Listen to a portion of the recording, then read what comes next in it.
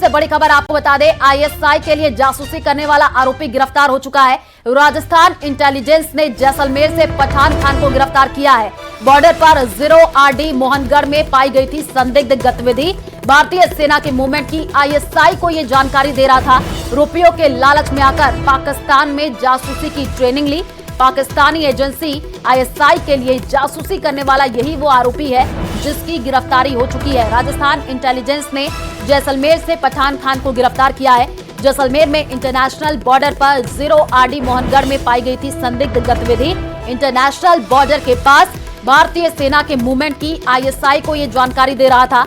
Rajasthan intelligence का ये दावा है कि 2013 में पठान खान पाकिस्तान गया था, तब आईएसआई के हैंडलर्स के संपर्क में आया था। पठान खान ने रुपयों के लालच में आकर के पाकिस्तान में जासूसी की ट्रेनिंग ली। पाकिस्तान की आईएसआई की तरफ से उपलब्ध करवाई गई थी जासूसी के लिए मोबाइल फोन और सिम। आपको बता दें कि हैंडलर से मुलाकात और सोशल मीडिया के जरिए उपलब्ध करवाया गया था और सामरिक महत्व की सूचना भी जो है वो दी जा रही थी। तो बड़ी खबर इस वक्त आपको बता रहे हैं जयपुर से, आईएसआई के लिए जासूसी करने वाला आरोपी गिरफ्तार हो चुका है। नाम जो है पठान खान इसका बताया जा रहा है। इंटेलिजेंस ने जैसलमेर से पठान खान को गिरफ्तार कर लिया है। तस्वीर भी आपको टीवी स्क्रीन पर दिखा रहा है, यही वो आरोपी है पठान खान जिसकी गिरफ्तारी हो चुकी है। आपको बता दें कि बॉर्डर पर 0RD मोहनगढ़ में इसकी संदिग्ध गतिविधि पाई गई थी। बड़ी सफलता टीम को हाथ लगी है। भारतीय सेना के मूवमेंट की आईएसआई को ये जानकारी दे रहा था। रुपयों के लालच में आकर पाकिस्तान में जासूसी की ट्रेनिंग ली और आईएसआई की तरफ से आपको बता दें कि सिम और फोन भी इसको उपलब्ध करवाया गया था। अब इस पूरे मामले की जांच तेज कर दी गई है। जालोर के सांचौर में एसआई भर्ती रीट परीक्षा में गड़बड़ी पर एक्शन हुआ है। डमी कैंडिडेट को उपलब्ध कराने वाले को दस्तयाब किया गया है। आरोपी के तार पेपर लीक माफिया से भी जुड़े हैं। पुलिस एसओजी को रमेश की लंबे समय से तलाश थी। भर्ती परीक्षा में धांधली का खुलासा होने की संभावना है। तो बड़ी जानकारी आपको दे रहे हैं, जालोर के सांचौर में एसआई भर्ती रीट परीक्षा में गड़बड़ी पर एक्शन हुआ है। डमी कैंडिडेट को उपलब्ध कराने वाले को दस्तयाब किया गया है। आरोपी के जो तार है वो पेपर लीक माफिया से जुड़े हैं, ऐसी जानकारी मिल रही है। पुलिस एसओजी को रमेश की लंबे समय से तलाश थी। भर्ती परीक्षा में धांधली का खुलासा होने की संभावना है। जालोर के सांचौर से यह बड़ी जानकारी आपको दे रहा है। डमी कैंडिडेट उपलब्ध करने वाला दस्तयाब किया गया है। अब पूछताछ की जाएगी, कई बड़े खुलासे हो सकते हैं। पेपर लीक माफिया से भी जुड़े आरोपी के तार है। पुलिस एसओजी को रमेश की लंबे समय से तलाशी थी और अब दस्तयाब कर लिया गया है। भर्ती परीक्षाओं में धांधली का खुलासा होने की संभावना है। पूछताछ की जाएगी तो जाहिर सी बात है कई बड़े खुलासे इस पूरे मामले में हो सकते हैं। एसआई भर्ती रीट परीक्षा में गड़बड़ी पर यह एक्शन है। पेपर लीक माफिया से भी आरोपी के जो तार है वो जुड़े हो सकते हैं, ऐसी जानकारी मिल रही है। डमी कैंडिडेट उपलब्ध कराने वाले दस्तयाब। तो बड़ी खबर आपको जालोर के सांचौर से बता रहे हैं, जहां पर पेपर लीक माफिया से भी आरोपी के जो तार है वो जुड़े हो सकते हैं, ऐसी जो है सूचना मिल रही है। अब इस पूरे मामले में जब पूछताछ की जाएगी तो कई बड़े खुलासे हो सकते हैं।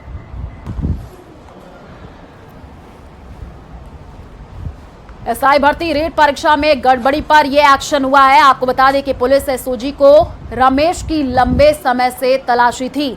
अब पूछताछ की जाएगी, कई बड़े खुलासे होंगे। डमी कैंडिडेट उपलब्ध कराने वाला दस्तयाब हुआ है। पेपर लीक माफिया से भी आरोपी के तार जो है वो जुड़े हो सकते हैं, ये भी जानकारी मिल रही है। पुलिस एसओजी को रमेश की लंबे समय से तलाशी थी। इस पूरे मामले में बड़ा एक्शन देखने को मिला है। एसआई भर्ती रीट परीक्षा में गड़बड़ी पर एक्शन हुआ है। आपको बता दें कि भर्ती परीक्षाओं में धांधली का खुलासा होने की संभावना है। कई बड़े खुलासे आने वाले दिनों में हो सकते हैं, क्योंकि कहा यह भी जा रहा है कि पेपर लीक माफिया से जो आरोपी के तार हैं वो जुड़े हो सकते हैं। यानी कि जब पूछताछ की जाएगी तो कई बड़े नाम भी सामने आ सकते हैं। डमी कैंडिडेट उपलब्ध कराने वाला जो है वो दस्तयाब है किया गया है।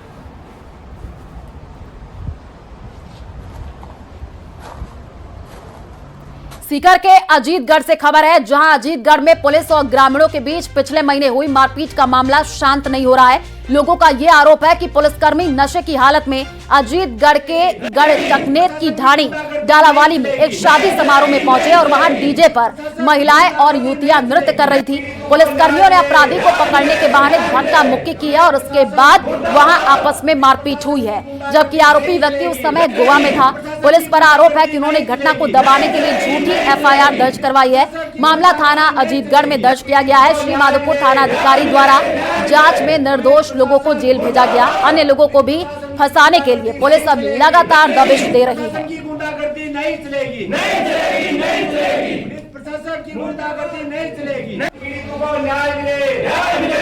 अप्रैल को डालावाली ढाणी में जो घटना घटी वो पूरे देश और राजस्थान में उस घटना की चर्चा हुई, लेकिन जैसे जैसे वहाँ से पुलिस वालों की संदिग्ध भूमिका आ रही है, जिस तरीके से पुलिस वालों ने वहाँ पे कोई अपराधी, महिपाल नाम का अपराधी था ही नहीं, वो राजस्थान में ही नहीं था, और फिर एक पुलिस के लोग सादा ड्रेस में जाते हैं, प्राइवेट गाड़ी लेके जाते हैं, और उसके बाद में वहाँ पे जो एक शादी समारोह था उसमें महिलाओं और बच्चों के बीच में वो घुसते हैं, वहाँ पे धक्का मुक्की करते हैं। उसके प्रति उत्तर में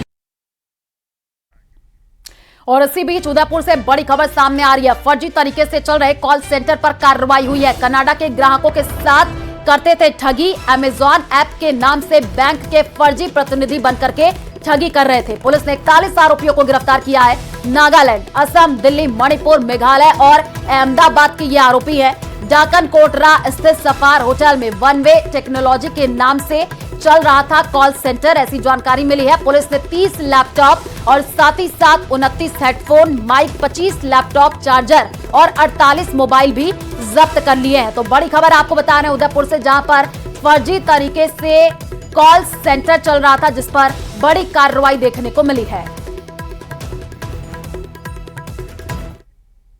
खबर जयपुर से है, जहां पिछले कई दिनों से राजधानी में एसआई भर्ती परीक्षा 2021 को रद्द कराने की मांग को लेकर के धरना जारी है। धरने पर आरएलपी के अध्यक्ष और नागौर सांसद हनुमान बेनीवाल और युवा बेरोजगार बैठे हैं। इस दौरान सांसद बेनीवाल ने भर्तियों की जांच एसओजी के बजाय सीबीआई जैसी केंद्रीय एजेंसियों से करवाने की मांग की है। सांसद ने प्रेस वार्ता में राजस्थान के मंत्री के बिश्नोई पर कई गंभीर आरोप लगाए हैं। वो एसओजी की जांच पर भी सवाल उठाए हैं। एसओजी 400 को फर्जी बता रही है, जबकि केवल 101 लोगों को ही गिरफ्तार किया गया है।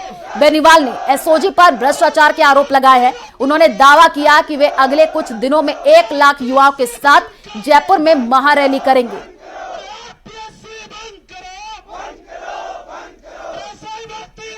भर्ती रद्द करवाने सहित आरपीएससी का पुनर्गठन, आरपीएससी भंग और जितनी भी पेपर लीक की घटनाएं हुई राजस्थान के अंदर, रीट लेवल फर्स्ट की भी सीबीआई जांच रद्द करके पीटीआई की भर्ती हो, चाहे जेएन की हो, चाहे आपका वन विभाग की हो, हेल्पर की भर्ती हो, जो जो पेपर लीक की घटनाएं हुई, उन घटनाओं के अंदर लोग पकड़े जा रहे हैं, लेकिन सरकार एक भी जांच सीबीआई को नहीं दे रही है। ये भारतीय जनता पार्टी की जो सरकार बनी, सड़कों पे हमारे साथ ही लड़ती थी पहले, और कह रही थी कि जैसे ही हम सत्ता के अंदर आए ऐसा ही भर्ती रद्द करेंगे, आरपीएससी का पुनर्गठन करेंगे और तमाम उन मुद्दों की सीबीआई जांच कराएंगे जो कांग्रेस शासन के अंदर हुए थे, जिसमें ईडी की रेड भी कई जगह हुई।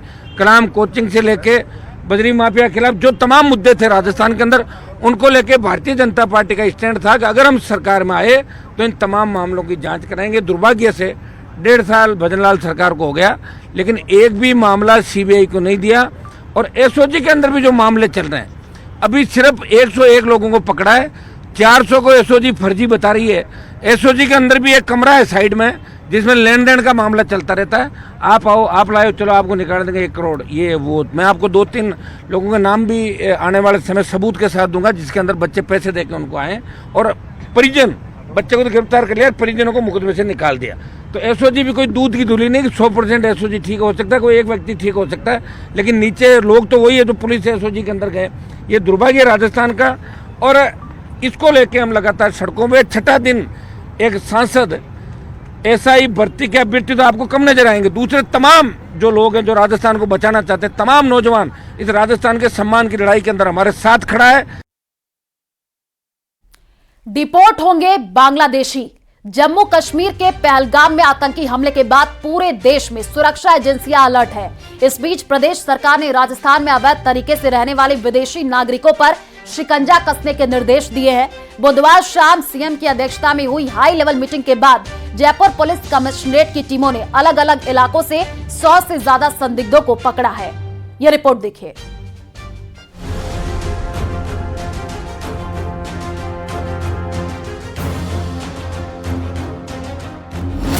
अवैध घुसपैठियों के खिलाफ एक्शन में सरकार।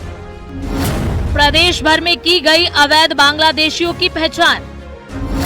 उदयपुर में संदिग्ध सराफा कारीगर हिरासत में।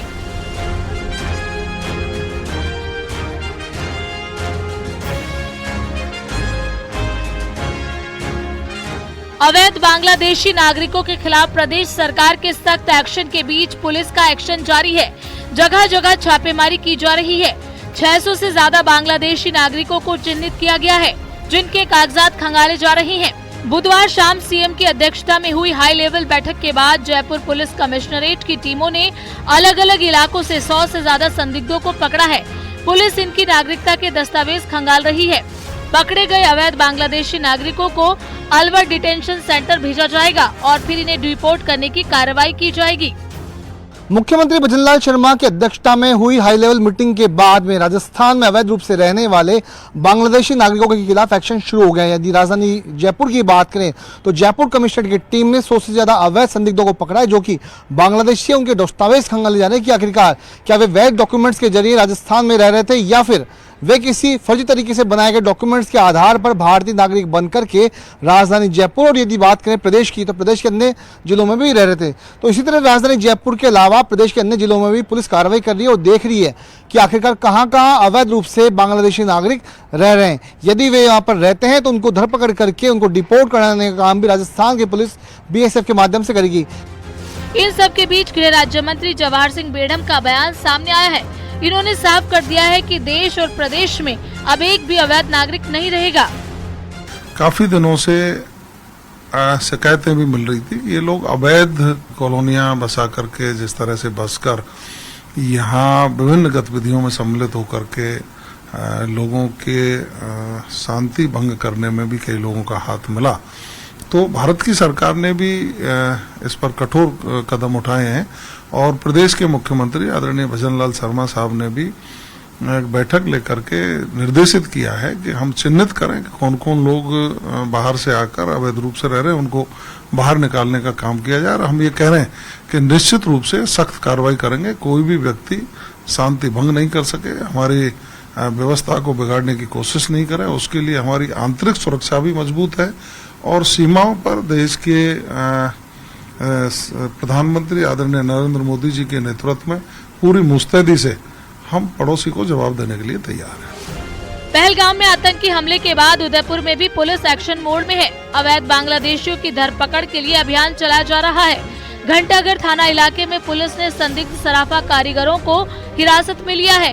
साथ ही करीब आधा दर्जन थाने की टीम इलाके में दबिश दे रही है। सभी संदिग्धों के डॉक्यूमेंट वेरिफिकेशन के बाद ही स्थिति साफ हो पाएगी। पुलिस को ये अनुमान था कि कुछ ऐसे लोग हो सकते हैं जो कि अवैध रूप से भारत में रह रहे हैं, उदयपुर में रह रहे हैं और मुख्य रूप से वो बांग्लादेश के रहने वाले हों। तो करीब 35 लोगों को डॉक्यूमेंट वेरिफिकेशन के लिए लाया गया है। उनके एक एक के डॉक्यूमेंट को वेरीफाई किया जा रहा है। डॉक्यूमेंट वेरीफाई होने के बाद में स्थिति स्पष्ट हो सकेगी कि क्या वास्तव में बंगाली कारीगरों की आड़ में बांग्लादेश से आए हुए जो लोग हैं वो भी उदयपुर में काम कर रहे हैं। ये स्थिति डॉक्यूमेंट वेरिफिकेशन के बाद में आज देर शाम तक स्थिति पूरी तरह से स्पष्ट होने की उम्मीद है। जम्मू कश्मीर में हुए आतंकी हमले के बाद प्रदेश में रहने वाले अवैध बांग्लादेशियों के खिलाफ सर्च अभियान चल रहा है। प्रदेश की सुरक्षा एजेंसियां अलर्ट मोड पर हैं और बांग्लादेशियों को भी चिन्हित कर रही हैं। पुलिस की तरफ से गोपनीय अभियान भी शुरू कर दिया गया है। जो मुख्यमंत्री आवास में बैठक हुई थी जिसके बाद ये निर्णय लिया गया था कि कड़ाई से इस बात का पालन हो कि गृह मंत्रालय का जो आदेश दिया गया कि अवैध बांग्लादेशी जो है भारत में रहे उनको सर्च करके ढूंढ के निकाला जाए और उनको जो है वापस डिपोर्ट किया जाए। आप देख सकते हैं इस समय हम बांसनी थाने में है। यहाँ पर बड़ी संख्या में जो संदिग्ध लोग हैं जो अपने आप को जो है पश्चिमी बंगाल का बता रहे हैं, लेकिन अधिकांश लोगों के पास जो आधार कार्ड है पश्चिमी बंगाल का है। इसको लेकर जो है पुलिस इनको यहाँ लेकर आई और इनके पूरी जो है सत्यापन किया जाएगा। जो व्यक्ति सही निकलेगा उसे यहाँ रहने का अधिकार दिया जाएगा, अन्यथा उनको वापस जो है बांग्लादेश डिपोर्ट किया जाएगा। राजसमंद में हिंदू लड़की को समुदाय विशेष के युवक के द्वारा भगाकर ले जाने के मामले में लोगों का गुस्सा फूट पड़ा और इस मामले को लेकर सर्व हिंदू समाज के लोगों ने गुरुवार को कलेक्ट्रेट का घेराव किया। कलेक्ट्रेट पर प्रदर्शन कर लोगों ने जिला कलेक्टर बालमुकुंद असावा को ज्ञापन भी सौंपा। शहर में किशोर नगर मंडा के पास सर्व हिंदू समाज के लोग इकट्ठा हुए, जहां से हिंदू समाज के लोग नारेबाजी करते तहसील कार्यालय जिला परिषद के बाहर होते हुए कलेक्ट्रेट के गेट नंबर 1 पर पहुंचे। जो ये घटनाक्रम हुआ लव जिहाद का उसके बारे में हमने पहले भी सूचित किया था थाने में जाके, अभी तक उस बच्ची का पता नहीं लगा है। तो हम चाहते हैं कि उस बच्ची का जल्दी से जल्दी पता लगे और इन लव जिहादियों को प्रशासन द्वारा कड़ी से कड़ी सजा मिले। और इसी बीच डूंगरपुर से बड़ी खबर सामने आ रही है। सागवाड़ा नगर पालिका को मिला नया अध्यक्ष। वार्ड 21 के पार्षद आशीष गांधी होंगे पालिका के नए अध्यक्ष। नरेंद्र कोर्निया के निलंबन के बाद दिया अध्यक्ष का कार्यभार। स्वायत्त शासन विभाग के निदेशक इंद्रजीत सिंह ने आदेश जारी किया है। स्वायत्त शासन विभाग ने पद का दुरुपयोग मामले में आपको बता दें कि कोर्निया को निलंबित किया था। तो इस वक्त की ये बड़ी खबर आपको बता रहे हैं डूंगरपुर से, जहां पर सागवाड़ा नगर पालिका को नया अध्यक्ष मिला है। वार्ड 21 के पार्षद आशीष गांधी जो है पालिका के नए अध्यक्ष होंगे। नरेंद्र कोर्निया के निलंबन के बाद अध्यक्ष का कार्यभार दिया। स्वायत्त शासन विभाग के निदेशक इंद्रजीत सिंह ने यह आदेश जारी किया है। राजसमंद के कांकरोली इलाके में एक हैरान करने वाली घटना सामने आई है, जहां चोरों ने पुलिस की रात्रि गश्त को धत्ता बताते हुए महज 15 मिनट में एक घर से डिजिटल लॉक तोड़ करके स्कॉर्पियो कार चोरी कर ली है। घटना बुधवार देर रात करीब 2 बजे की बताई जा रही है। पीड़ित गाड़ी मालिक के अनुसार उन्होंने अपने काले रंग की स्कॉर्पियो कार घर के बाहर खड़ी की थी और दरवाजों को बाहर से कुंडी लगा दी थी। शातिर चोरों ने डिजिटल तकनीक का इस्तेमाल करते हुए गाड़ी को अनलॉक किया और उसे लेकर के फरार हो गए। इस घटना से इलाके में सनसनी फैल गई है और ये तस्वीर आई है जो कि आपको दिखा रहे हैं। राजसमंद के कांकरोल की तस्वीर है, जहां पर घर के बाहर खड़ी कार को आप देखिए कैसे निशाना बनाया गया है। चोरी की वारदात के बाद से इलाके में सनसनी फैल गई है। तो तस्वीर आई है वो आपको दिखा रहे हैं, राजसमंद के कांकरोली की तस्वीर। डिजिटल लॉक तोड़ करके कार चोरी की गई है। भिलवाड़ा में ट्रिपल मर्डर करने वाले सीरियल किलर को जेल में कैदियों से अलग एक बैरक में रखा जा रहा है। 40 से 42 कैदियों की क्षमता वाले बैरक में ट्रिपल मर्डर के आरोपी दीपक नायर को अकेला ही रखा गया है। जेल प्रशासन दूसरे कैदियों की सुरक्षा मद्देनजर पूरी एहतियात बरत रहे हैं। आपको बता दें कि आरोपी दीपक नायर फिलहाल जेल में शांत है और किसी तरह की कोई हरकत नहीं की है, फिर भी सुरक्षा के लिए अलग से जाब्ता तैनात किया गया है। अभी तक उसने किसी तरह की कोई डिमांड नहीं रखी है और जेल के नियमों का भी वो पालन कर रहा है। इसके साथ ही पुलिस अधीक्षक के निर्देश पर उसका मेडिकल चेकअप भी करवाया गया है।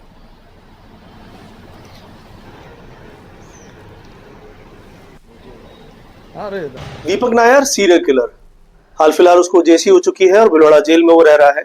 हमारे साथ डिप्टी जेलर हीरा लाल जी हैं। बात करते हैं सर, सीरियल किलर है, 3 हत्याएं कर चुका है और जब पहले जेल में रहा है, जो जेल के कर्मचारी थे उन पर भी हमला कर चुका है। किस प्रकार से उसे रखा जा रहा है, क्या सुरक्षा के इंतजाम किए गए हैं? जी सर, ये दीपक नायर है जो कल 29/4 को या सुभाष नगर थाने से आया है।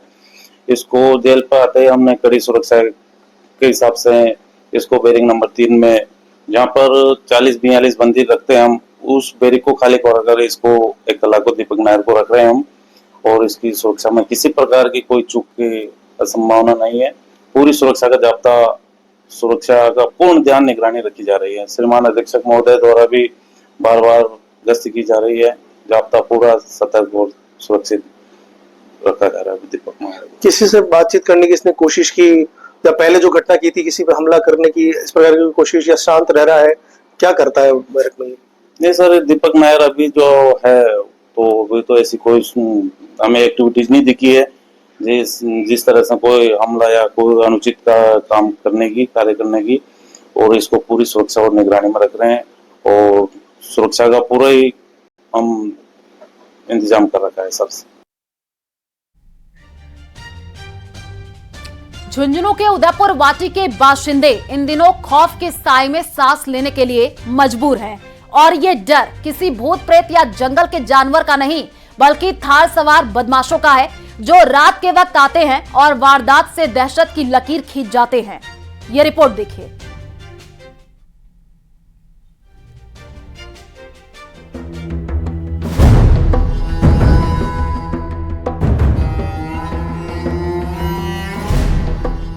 आतंक जारी, दहशत भारी।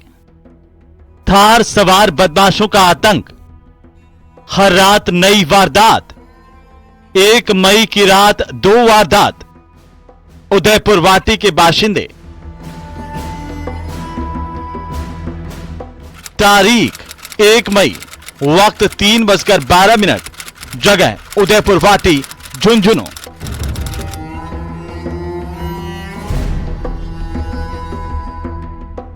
ब्लैक थार पर सवार होकर बदमाश आते हैं और अपनी वारदात से लोगों के दिन का चैन और रातों की नींद छीन ले जाते हैं। दिन के उजाले में लोग उस समस्या से सुलझने का रास्ता तलाशते हैं, लेकिन अफसोस जिस पुलिस पर अपराधियों में भय और आम जन में विश्वास बहाल करने का जिम्मा है वो सीन से गायब है। बहरहाल 1 मई की रात एक बदमाश ने गेट खोलने के लिए आवाज लगाई, जिस पर माया कमरे के बाहर आई। यही बदमाश मोबाइल की टॉर्च से रोशनी कर रहा था, बार बार गेट खोलने के लिए कह रहा था। माया देवी ने सोचा कि पड़ोस में शादी है, इसीलिए वहां से कोई आया होगा, लेकिन ये क्या, उनके गेट खोलने पर बदमाश ने उनका मंगलसूत्र तोड़ दिया। माया ने बदमाश की कॉलर पकड़ ली, जिस पर बदमाश ने माया देवी पर हमला किया, जिससे उनकी उंगली कट गई। जना बोली थे गेट खोलो, जना मैं उठा से जाके गेट खोल दी। गेट खोल मैं यही बावड़ी उठी ये बावड़ी जना मुझको आया जैसे गेट डक्सिया बाबू मेरे यहाँ जफेटो दियो जना मैं की देखो बन वो मेरा जफेटो दिया मेरा हाथ में गोभी की बनियान। माया बदमाश के पीछे पीछे भी भागी, लेकिन वो कुछ दूर पर खड़ी थार में बैठकर फरार हो गया। इसके बाद यह आरोपी एसडीएम कार्यालय के पास एक सड़क किनारे सो रहे मध्य प्रदेश के मजदूरों के पास पहुंचा और एक महिला मजदूर की नाक की बाली तोड़कर भाग गया। किसकी घटना है? चित्राला की घटना है। आज जो 3 बजे 2 बजे 40 मिनट आदमी हो देखो मेरी भाभी सुती है, जब इन्हें जगाओ मालो भाई थे बैठे हो और वो सुतो जगह पर लाइट का पलका मारवा सुखी वो पलका मारा। मध्य प्रदेश से आए मजदूरों ने बताया कि 2 दिन पहले भी यही बदमाश आए थे और उनका एक मोबाइल फोन चुराकर भाग गए थे।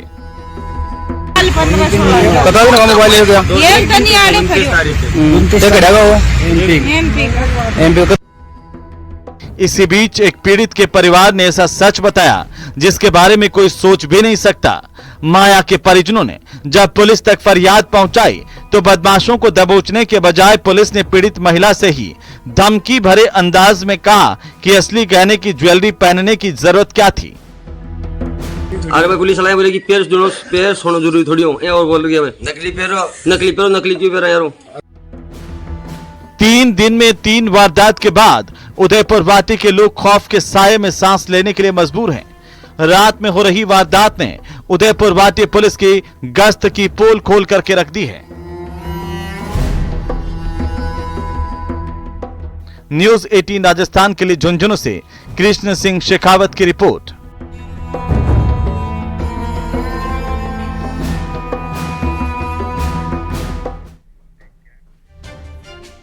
खबर राजसमंद के कोशीवाड़ा से है, जहां सुथारों की भागल की महिलाएं पेयजल किल्लत को लेकर के रोष व्याप्त कर रही हैं। पंचायत भवन पहुंचकर पेयजल की मांग को लेकर के मटका फोड़ प्रदर्शन किया गया है और पानी की आपूर्ति सुचारू नहीं होने से आक्रोशित होकर के मटके फोड़े गए हैं, जिसके बाद ज्ञापन सौंपकर बाघेरी का पानी चालू करवाने की मांग की गई है। तस्वीर आपको राजसमंद के कोशीवाड़ा की दिखा रहे हैं। ये देखिए कुछ महिलाएं आपको नजर आ रही हैं। ये महिलाएं विरोध करती हुई दिख रही हैं और महिलाओं ने मटका फोड़ प्रदर्शन किया है। मटका फोड़ती हुई ये महिलाएं नजर आ रही हैं क्योंकि पिछले कई दिनों से पानी की समस्या से ये परेशान है। पंचायत भवन के बाहर ये प्रदर्शन किया गया है। 2 तस्वीरें आपको दिखा रहे हैं। पानी नहीं मिलने से ये जो महिलाएं हैं वो भड़क गई क्योंकि गर्मी का जो मौसम है उसमें अब कई जगह से ऐसी तस्वीरें आ रही हैं राजस्थान के अलग अलग जगहों से जहां पर पानी की सप्लाई नहीं हो रही है। और राजसमंद के कोशीवाड़ा में आप देखिए कि पानी की समस्या से जो महिलाएं हैं वो इतनी ज्यादा परेशान हो गई कि मटका फोड़ प्रदर्शन उनके तरफ से किया गया है।